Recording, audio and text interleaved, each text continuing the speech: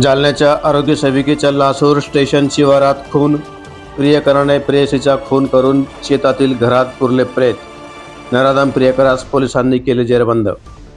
Police सूत्रांकडून मिळालेल्या माहितीनुसार जालना शहरातील जमुनानगर भागात राहणारी युवती मोनिका सुमित निर्मळ वय 30 वर्ष ही छत्रपती संभाजीनगर महापालिकेच्या आयुष्यमान रुग्णालयामध्ये आरोग्य सेविका म्हणून कार्यरत होती।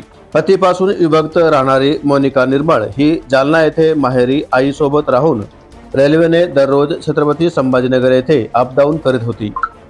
दिनांक 6 फेब्रुवारी रोजी संभाजीनगर येथे ड्युटीवर गेलेली मोनिका ही रात्री उशिरापर्यंत जालन्यात घरी आली नाही व तिचा मोबाईलही लागत नव्हता। त्यामुळे चिंतातूर झालेल्या आईने दुसऱ्या दिवशी थेट कदम जालना पोलीस ठाणे गाठून तक्रार दाखल केली।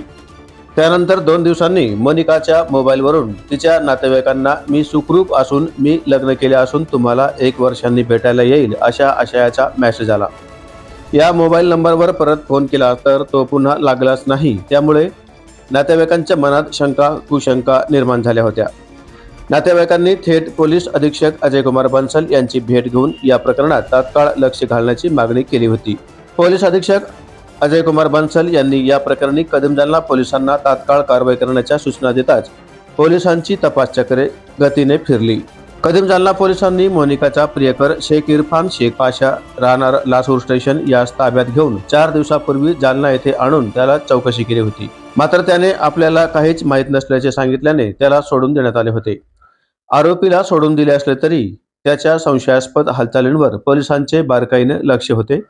पोलिसांनी इरफानच्या मोबाईलच्या कॉल डिटेल्स बरोबरच लासूर स्टेशन येथील काही सीसीटीव्ही फुटेज तपासले असता मोनिका हिच्यासोबतचे तासनतास केलेले मोबाईल संभाषण आणि 6 फेब्रुवारीला लासूर स्टेशन येथे फुटेजमध्ये मोनिका व इरफान दिसल्याचे निष्पन्न झाले।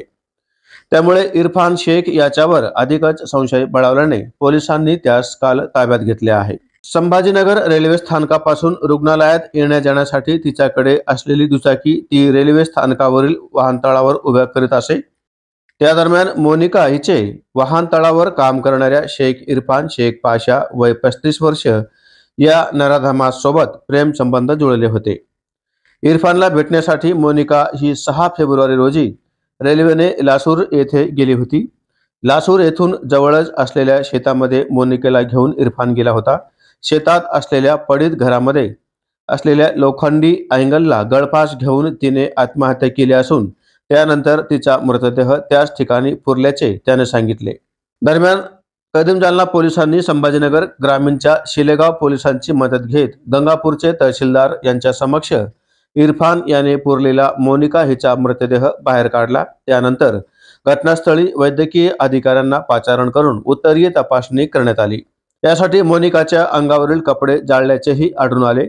दरम्यान इरफान याने मोनिकाने आत्महत्या केल्याचा केलेला बनाव खोटा असून त्यानेच फाशी देऊन खून करून पुरावा नष्ट करण्यासाठी तिचा मृतदेह पुरून टाकला असावा असा प्राथमिक अंदाज आहे। सदरील कारवाई पोलीस अधीक्षक अजय कुमार बन्सल, अपर पोलीस अधीक्षक आयुष नोपानी, उपविभागीय पोलीस अधिकारी अनंत कुलकर्णी यांच्या मार्गदर्शनाखाली कदम जालना पोलीस ठाण्याचे पोलीस निरीक्षक सिद्धार्थ माने, पोलीस उपनिरीक्षक ज्ञानदेव नागरे, पोलीस अंमलदार नंदकुमार ठाकूर, दिलीप गायकवाड, शेख अन्सारी यांच्यासह शिलेगाव पोलिसांच्या वतीने कारवाई करण्यात आली आहे। पुढील तपास कदम जालना पोलीस करत आहे।